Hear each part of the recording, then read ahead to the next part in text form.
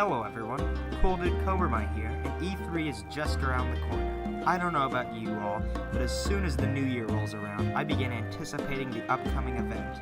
While I love nearly every video game publisher out there, I mostly focus on Nintendo for their hype announcements and huge reveals.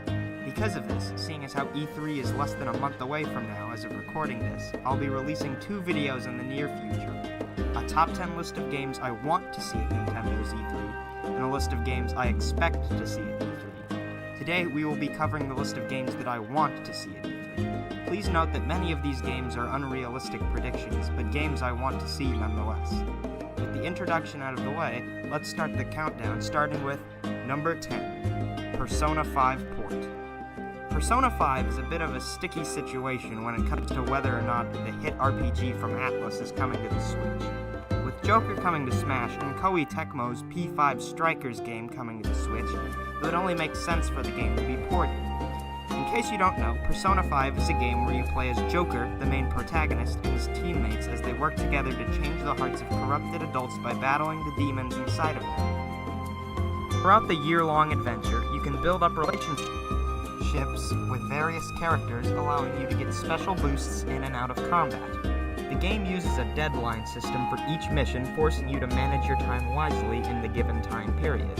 And while it isn't the most likely game to make it, I could easily see it being announced during Nintendo's E3 Direct. Number 9. Xenoblade Chronicles 1 Port.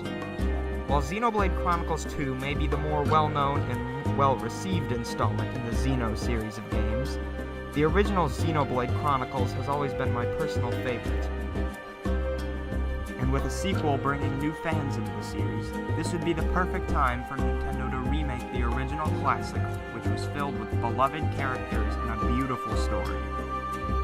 For those who don't know, this game follows Shulk, who lives in a post-apocalyptic society that has been ruined by the robotic lifeforms known as the Mechonis. Shulk embarks on a quest with his legendary sword, the Monado, and his ability to see the future in an attempt to rid this world of these artificial parasites. However, this game has already been ported to the 3DS as an exclusive to the line of new 3DS devices, but regardless, I would love to see this RPG masterpiece make its return to the gaming world through a port to the Switch's high-definition capabilities. Number 8. Tomodachi Life. Oh geez, I'm not winning any favors with this one, but I think Tomodachi Life was a fun and very interesting and unique game. If you don't know this game, it was a 3DS title where you, the player, would create over 100 Miis to live on an island in the middle of the ocean. You would then act as a sort of father figure to these Miis, customizing them and guiding them on their own relationships and journeys. You could observe the Miis and customize them by giving them clothes, hats, food items, and setting up who they're friends with, and you could watch them each have their own relationships with other islanders, and eventually even get married and have children, which were randomized between the 2 features of each Mii. I know that I'm in the minority, but I think that this game was very unique, and I honestly would not mind a HD port of this game, or better yet, a sequel with new activities and interesting ways to further customize the Miis. That being said, while I think a Switch port is unlikely, perhaps we could see a new mobile version of the game titled something along the lines of Tomodachi Light. Number 7. 2D Metroid game. While most fans of the series may prefer the first-person experience of the Prime titles, I have always gotten the most enjoyment out of the classic 2D Metroid games such as Super Metroid, Metroid Fusion, and Metroid Zero Mission. With Metroid Prime 4 being delayed, a new 2D Metroid game would make for a nice piece to fill the time gap for Metroid fans who are waiting for the Prime 4 game to make a return. That being said, a more likely prediction is that the trilogy of Metroid Prime games will make their Switch debut at E3 this year as a way to promote the series to new players before the 4th installment is released. Number 6. Fire Emblem 3 Houses. Okay, this one is kind of cheating, but it's still something that I want to see. I have no doubt in my mind that Nintendo's E3 Direct will include a new trailer for Fire Emblem 3 Houses at release. That being said, I want to see some specific details.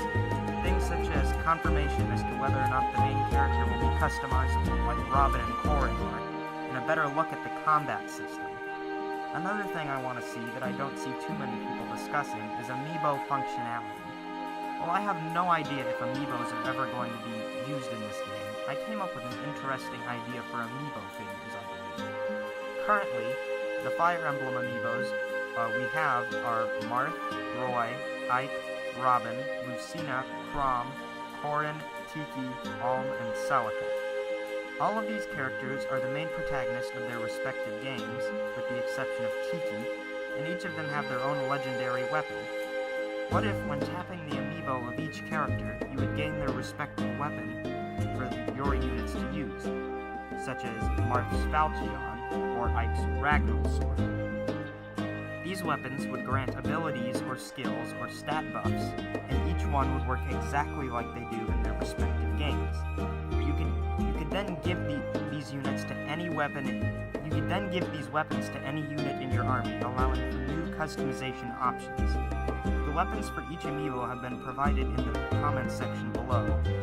I came up with a list as to what each amiibo could provide and the effects of each weapon, so I think it's worth a check out. Essentially, overall, I just want more information as to what Fire Emblem Three Houses could bring to the table that previous installments have not done. Number 5. Next DLC character announcement for Smash Ultimate. Once again, this is another thing that I am almost 100% sure will be included in the E3 presentation. But that being said, I hope we find out more information as to what the remaining fighters are in the Fighters Pass. I actually have a theory as to which characters will be announced during E3. I believe we'll get a trailer for one Smash character, who will then be revealed to be available for purchase shortly after the presentation. This will then be followed by another character trailer. However, the second character will not be given a release date. If I were to guess as to which characters would be revealed, I would guess that Steve from Minecraft would be revealed and then be available for purchase shortly after, with Banjo-Kazooie being the second reveal. In terms of who I would like to see, however, I'd be happy if Erdrick, Scorpion, Phoenix Wright, or Steve were to be revealed. These are all characters I feel deserve a spot in Smash, and I think all of them can bring interesting movesets to the table. Number 4. SNES games on the Nintendo Online Service. Ask anyone you know who has the Nintendo Online Service, and 9 out of 10 people will tell you that the selection of games is overall quite lackluster. NES games are a tough thing to please consumers with, as fans have either played them already, or have no interest in doing so. If you remember, a while back the NES app on the Switch was data mined, showing that there were folders for NES, SNES, Game Boy, and Game Boy Advance games. This leads me to theorize that we will perhaps see a trailer at E3 either just revealing these SNES games to be added in the newest update of the NES app, or possibly in a trailer showcasing a new update to the Switch hardware itself. With either of these being true, it would be a nice break from the constant stream of NES games which older fans have already played. I can understand the frustration of fans who have already played these games, although I personally have no issue with the online service, but I would still like to see these games be put on the service anyway due to their amazing quality. Titles such as Super Metroid, Super Mario World, and Earthbound are all games that I feel everyone should play. Number 3. Mother Collection. Okay, I know Reggie left us without Mother 3, which is something he had promised us on multiple occasions. And I know that Mother 3 has sort of become a meme in the Nintendo community due to the lack of ever getting the game localized.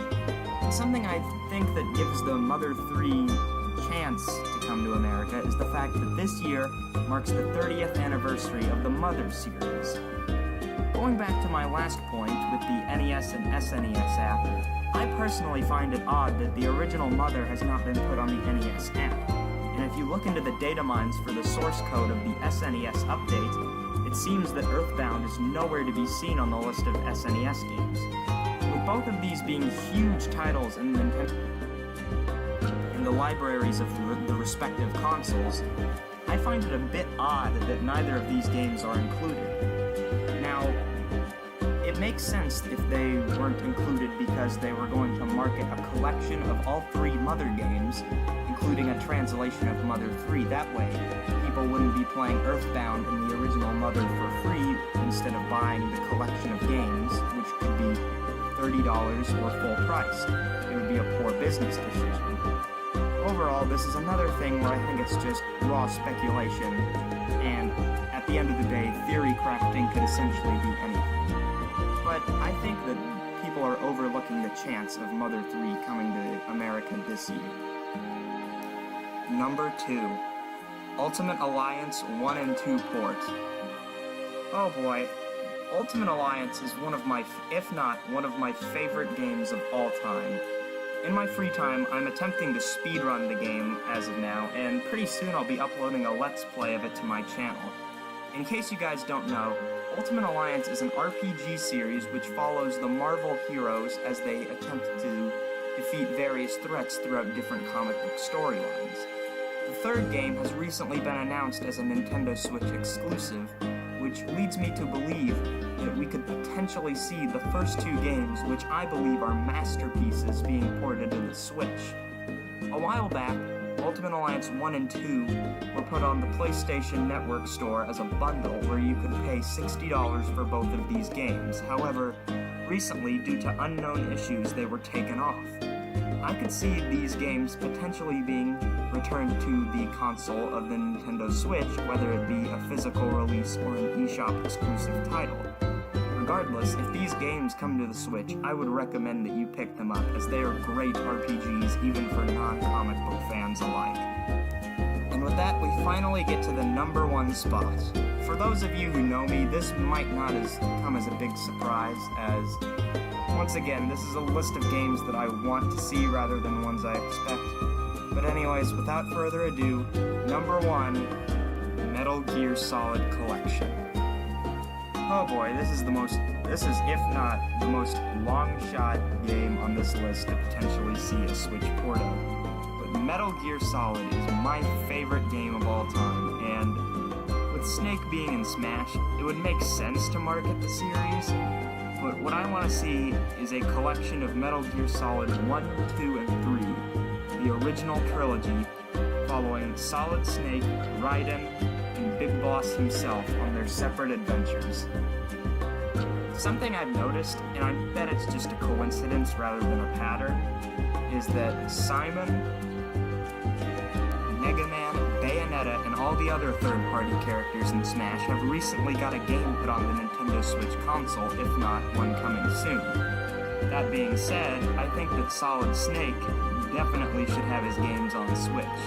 Konami has been pumping out a lot of legacy collections recently, such as the Castlevania and Contra legacy collections, and I know it hasn't been officially announced yet, but I would just want to see a Metal Gear Solid collection, not even of just remakes, just put the games on any console. It doesn't even have to be Nintendo, and I would be happy. I know that I'm ranting on a bit about this, but I desperately want these games put on a modern console. I love them so much, and if they do, I will definitely do a Let's Play of them in the future. But I think that's enough of me ranting on about Metal Gear Solid. So, yeah, what did you guys think of the list? What games would you guys want to see at E3 this year? I will most likely be recording my live reaction to E3, so if you want to stick around and check that out, be sure to subscribe to my channel. Thank you all for joining me today. I know that I'm not the best at commentary and talking in general, but I just felt the need to throw my hat into the ring of E3 predictions before it gets too out of hand. And if all goes well, I should be pumping out a video soon talking about what I expect to see at Nintendo's E3. So without any further ado, thank you guys for sticking around, and I will see you all next time. Bye-bye.